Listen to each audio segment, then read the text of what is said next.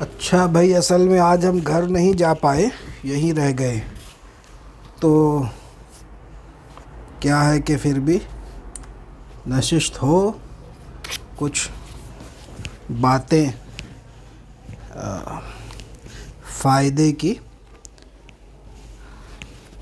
کرتے ہیں، جیسے اعلیٰ حضرت عظیم البرکت کے والد ماجد امام المتکلمین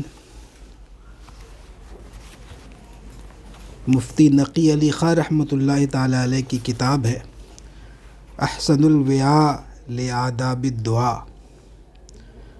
تو اس میں سے جو قبولیت دعا کا وقت، یہ ایک باب ہے، تو اس میں سے پڑھ کے سناتے ہیں کہ دعا قبول ہونے کے کون کون سے اوقات ہیں۔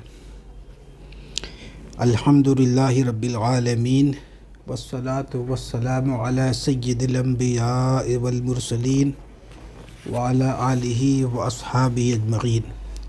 رب اشرح لی صدری ویسر لی امری واحلل عقدۃ من لسانی یفقہوا قولی۔ مولاي صل وسلم دائما ابدا علی حبیبک خیر الخلق کلہم۔ پڑھیے اللہ رب محمد صلی علیہ وسلم، نحن عباد محمد صلی علیہ وسلم۔ فرمایا وہ اوقات و حالات کے جن میں بنظر ارشاد احادیث و ائمہ دین امید اجابت بحمد اللہ قوی ہے، 45 ہے۔ از آ جملہ یعنی ان میں سے 36 حضرت مصنف قدس سرہ نے ذکر فرمائے یا اعلیٰ حضرت لکھ رہے ہیں، اور 9 فقیر غفر اللہ تعالی لہ نے بڑھائے۔ یعنی 36 جو ہے امام المتکلمین مفتی نقی علی خاں رحمۃ اللہ علیہ نے ذکر فرمائے، اور 9 اس میں اعلیٰ حضرت عظیم البرکت نے بڑھائے ہیں۔ تو نمبر 1 ہے شب قدر، یعنی رمضان المبارک کی 27ویں شب۔ نمبر 2 ہے روز عرفہ، یعنی 9 ذی الحجہ۔ یہ عام ہے حاجی و غیر حاجی کے لیے، مگر حاجی کے لیے اس میں بھی خصوصیت ہے۔ کوئی حج کو گئے ہیں ان کے لیے تو یہ خاص ہے کہ خصوصاً بعد زوال، خصوصاً عرفات میں، لیکن اگر کوئی حج میں نہ بھی گئے ہیں تو تمام مسلمانوں کے لیے، وہ جہاں جہاں ہیں ان کے لیے یہ عرفہ کا دن دعا کی قبولیت کا ایک وقت ہے، ایک دن ہے۔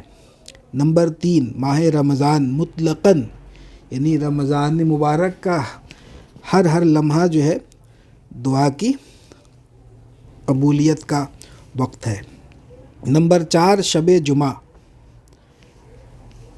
شب جمعہ مطلب جمعرات کا دن گزار کر کے جو پھر شام آئے، رات آئے، اس کو شب جمعہ کہتے ہیں۔ روز جمعہ، پھر جمعہ کا دن بھی ٹھیک نمبر 5 روز جمعہ، اور نمبر 6 ٹھیک آدھی رات کے اس وقت تجلی خاص ہوتی ہے۔ نمبر 7 سحر مطلب بالکل صبح صادق، جیسے ہی فجر سے کچھ پہلے کا جو وقت ہوتا ہے، یا وہ وقت بھی اس میں شامل ہے، یعنی رات کا چھٹا حصہ رہے سے صبح صادق تک۔ ساعت جمعہ یعنی قبل غروب شمس، یعنی جمعہ کے دن مغرب سے ذرا پہلے یہ وقت، اس کو افضل الساعات بھی اعلیٰ حضرت عظیم البرکت نے کہیں لکھا ہے کہ اکثر اقوال میں ساعت مرجوہ وہی ہے، یعنی جمعہ کی وہ ساعت جس میں قبولیت دعا کی امید زیادہ ہے۔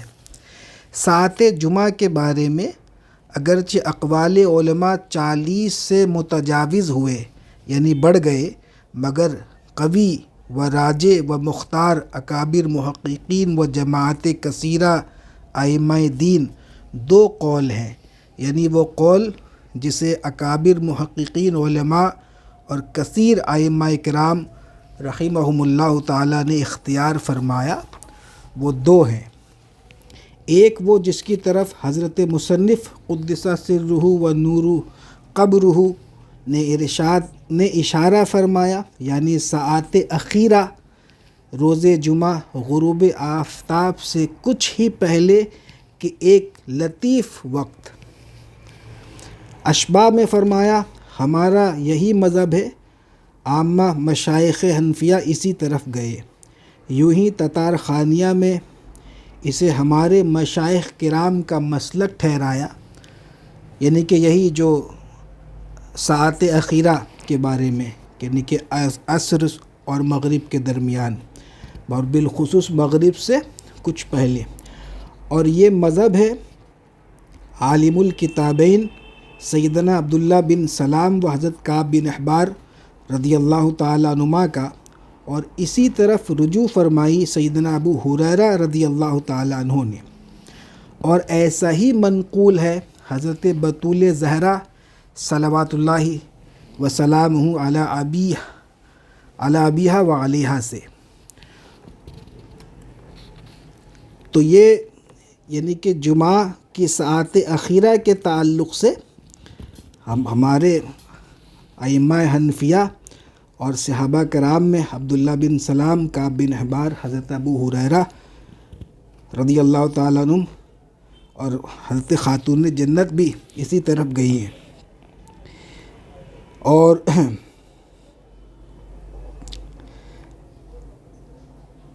حضرت سعید بن منصور بسند صحیح ابو سلمہ بن عبد الرحمن سے راوی کے کچھ صحابہ نے جمع ہو کر ساعت جمعہ کا تذکرہ فرمایا، پھر سب اس قول پر متفق ہو کر متفرق ہوئے، یعنی سب اس قول پر اتفاق کرنے کے بعد جدا ہوئے کہ وہ روز جمعہ کی پچھلی ساعت ہے، یعنی کہ وہی آخری ساعت۔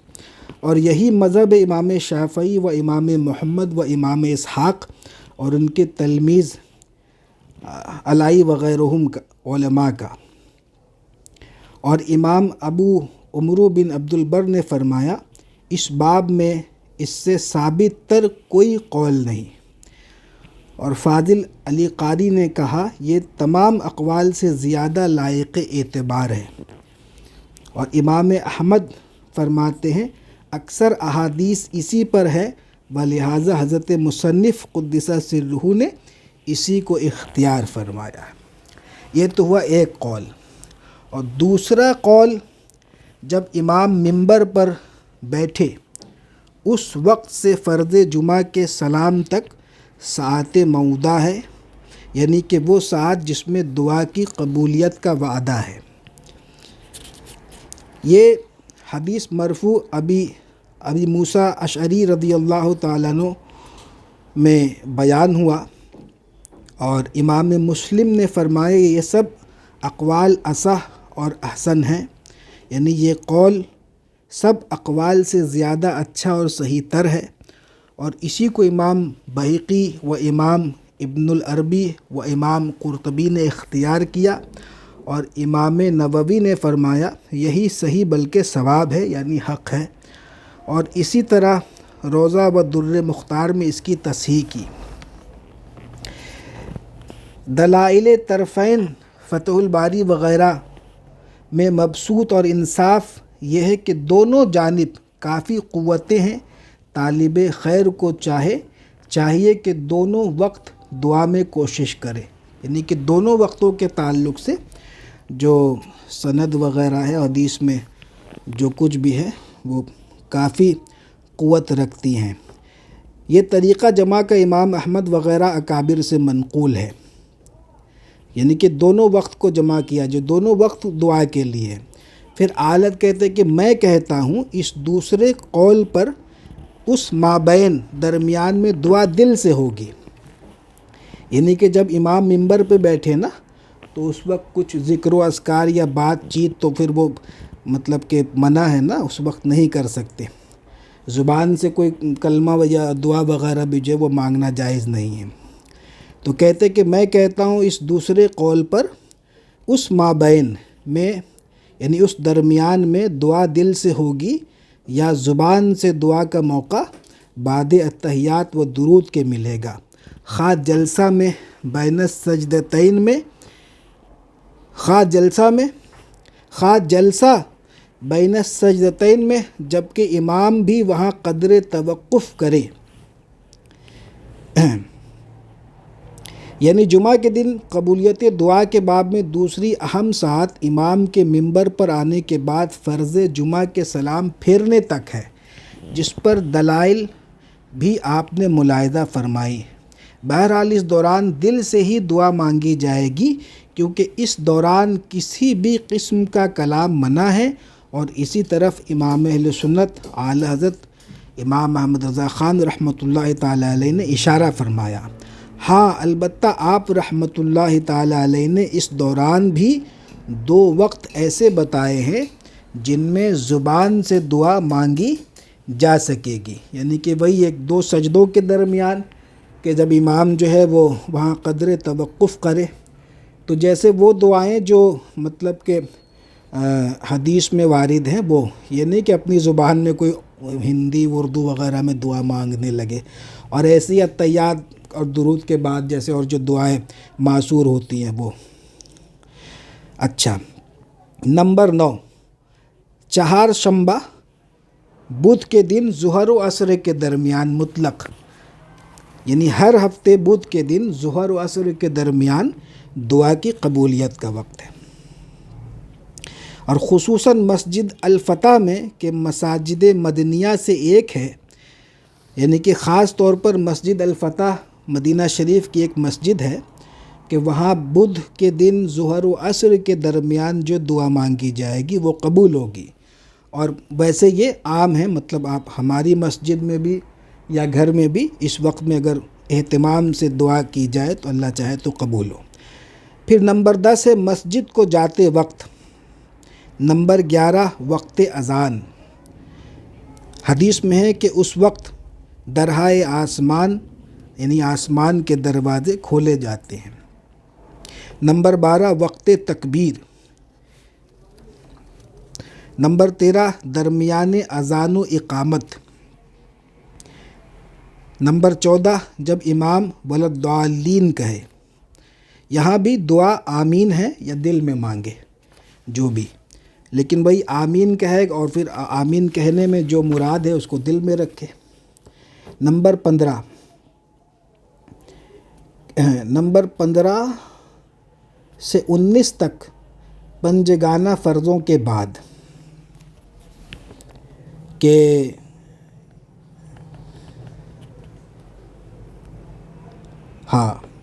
نمبر 15 سے 19 تک پنجگانہ فرضوں کے بعد، یعنی ہر فرض نماز کے بعد دعا کے قبول ہونے کا وقت ہے۔ نمبر 20 سجدے میں۔ حضور سید عالم صلی اللہ تعالی علیہ وسلم فرماتے، بندہ اس سے زیادہ کبھی اپنے رب سے قریب نہیں ہوتا، تو سجدے میں زیادہ دعا مانگو۔ نمبر 21 بعد تلاوت قرآن مجید، جیسے روز جو قرآن مجید کی تلاوت کرتے ہیں تو اس وقت ختم کریں تو دعا کریں۔ ایسے ہی نمبر 22 بعد استماع قرآن شریف، یعنی توجہ سے تلاوت قرآن سننے کے بعد۔ نمبر 23 وقت ختم قرآن کریم، یعنی خصوصاً قاری یعنی پڑھنے والے کے لیے کہ با ارشاد حدیث شریف ایک دعا ضرور مستجاب یعنی مقبول ہے کہ ختم قرآن کے بعد دعائیں کریں گے تو اس میں سے ایک دعا وہ بالکل مطلب گارنٹی کے ساتھ قبول ہوگی جیسے۔ نمبر 24 جب مسلمان جہاد میں صف باندھے۔ نمبر 25 جب کفار سے لڑائی گرم ہو۔ نمبر 26 آب زمزم پی کر۔ حدیث شریف میں فرمایا کہ زمزم اس لیے ہے جس لیے پیا جائے، یعنی جس نیت سے بھی زمزم پیو گے تو وہ نیت پوری ہوگی، وہ حاجت پوری ہوگی۔ یعنی جس نیت سے پیا جائے، امام الجزری فرماتے ہیں کہ جس نیت سے پیا جائے وہ حاصل ہو۔ صحیح حدیث میں ہے کہ ابو ذر رضی اللہ تعالیٰ عنہ نے قبل ظہور اسلام مہینہ بھر صرف آب زمزم پیا، مکہ میں پوشیدہ تھے، کچھ کھانے کو نہ ملتا، تنہا اس مبارک پانی نے کھانے پانی دونوں کا کام دیا اور بدن نہایت تر و تازہ اور فربا ہو گیا۔ نمبر 27، جب روزہ افطار کرے، روزہ کھولنے کے وقت۔ نمبر 28، مہ برستے میں، جب بارش ہو، جب مینا برسے، جب مرغ اذان دے۔ یہ سب اوقات حدیث میں آئے ہیں، اور مرغ بولنے کے باب میں ارشاد ہوا کہ وہ ملائکہ رحمت کو دیکھ کر بولتا ہے، اس وقت اللہ کا فضل مانگو۔ فقیر اس وقت یہ دعا مانگتا ہے، یعنی اعلیٰ حضرت عظیم البرکت رحمۃ اللہ تعالی علیہ یہ دعا مانگتے ہیں، یا ذا الفضل العظیم صلی علی فضلک العظیم اسألک من فضلک العظیم۔ نمبر 30، مجمع مسلمان میں، مجمع مسلمانان میں فرمایا، علماء فرماتے ہیں جہاں 40 مسلمان جمع ہوں ان میں ایک ولی اللہ کا ولی ضرور ہوگا۔ نمبر 31، ذکر خدا اور رسول کی مجلس میں۔ صحیح حدیث شریف میں ہے کہ ان کی دعا پر فرشتے آمین کہتے ہیں۔ جہاں اللہ اور رسول کا ذکر ہوتا ہے تو وہاں پر جو دعا مانگی جائے تو فرشتے اس پر آمین کہتے ہیں۔ نمبر 32، مسلمان میت کے پاس خصوصاً جب اس کی آنکھیں بند کرے۔ اللہ اکبر۔ حالت نے کہا کہ یہاں بھی حدیث شریف میں آیا ہے کہ اس وقت نیک ہی بات منہ سے نکالو کہ جو کچھ کہو گے فرشتے اس پر آمین کہیں گے۔ تو چاہیے کہ بھائی کسی کی میت ہو جائے، آنکھ بند کرنے وقت تو یہی کہے کہ بس اللہ تعالیٰ اس کی مغفرت فرما دے، یہی دعا مانگنی چاہیے میرے خیال سے۔ بس اللہ تعالیٰ اس کو بے حساب و کتاب جنت میں داخل فرمائے، ہم سب کو بے حساب و کتاب جنت میں داخل فرمائے، آمین۔ نمبر 33، وقت رقت دل، یعنی نبی صلی اللہ علیہ وسلم سے حدیث میں ہے کہ رقت قلب یعنی دل کی نرمی اور گریہ وغیرہ کے وقت دعا غنیمت جانو کہ وہ رحمت ہے۔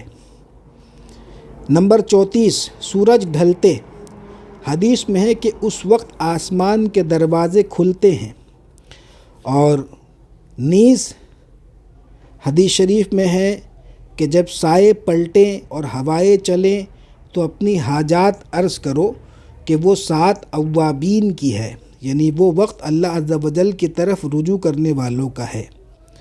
نمبر 35، رات کو سونے سے جاگ کر، یعنی سوئے ہوئے جب بھی آنکھ کھل گئی اس وقت جو دعا مانگو گے وہ قبول ہوگی۔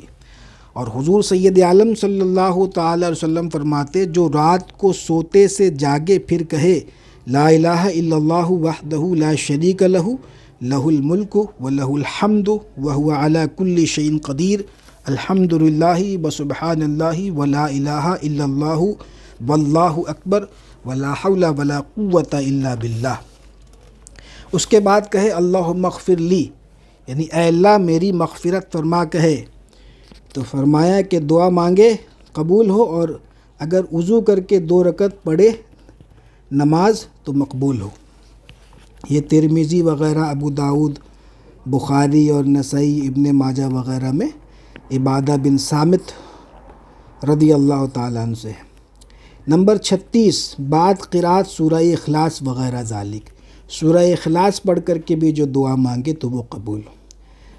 یہ وہ اوقات ہیں کہ حضرت مصنف قدس سرہ نے ذکر فرمائے۔ 36 تک امام المتکلمین مفتی نقی علی خاں رحمۃ اللہ تعالی علیہ نے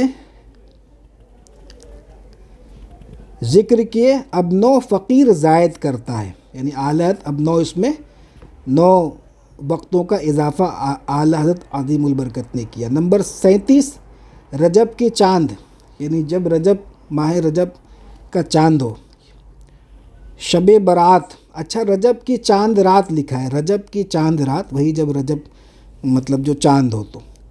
شب برات نمبر 38، نمبر 39 شب عید الفطر، نمبر 40 شب عید الاضحیٰ، اور نمبر 41 رات کی پہلی تہائی، یعنی کہ پہلا تہائی حصہ، اور نمبر 42 رات کا پچھلا ثلث یعنی آخری تہائی، اور نمبر 43 اذان سننے میں بعد حی علی الفلاح، اور نمبر 44 تلاوت سورہ انعام میں 2 اسم جلالت کے مابین، یعنی آیت کریمہ ہے مثل ما اوتی رسول اللہ، اس کے بعد ہے اللہ اعلم حیث یجعل رسالتہ، یعنی کہ یہ 2 اسم جلالت اللہ اللہ آئے نا، تو اس کے درمیان میں یعنی کہ مثل ما اوتی رسول اللہ میں رک کر کے پھر دعا کرے، پھر آگے پڑھے اللہ اعلم حیث الی آخرہ، میں دونوں لفظ اللہ کے درمیان دعا کرے۔ نمبر 45 قرأت صحیح بخاری شریف میں جب اسمائے اصحاب بدر پر پہنچے رضی اللہ تعالیٰ عنہ۔ تو یہ حضرت مصنف قدس سرہ کا وہ 36 ذکر کر کے وغیرہ ذالک فرمانا خود بتاتا تھا کہ انہی میں حصر نہیں اور بھی ہیں، تو فقیر کا یہ نو بڑھانا اسی کلمہ وغیرہ ذالک کی شرح تھی، اور ہنوز حصر نہیں کہ اب مطلب اور بھی اس میں اضافہ ہو سکتا ہے، جیسے یہ کہنے کا مقصد ہے۔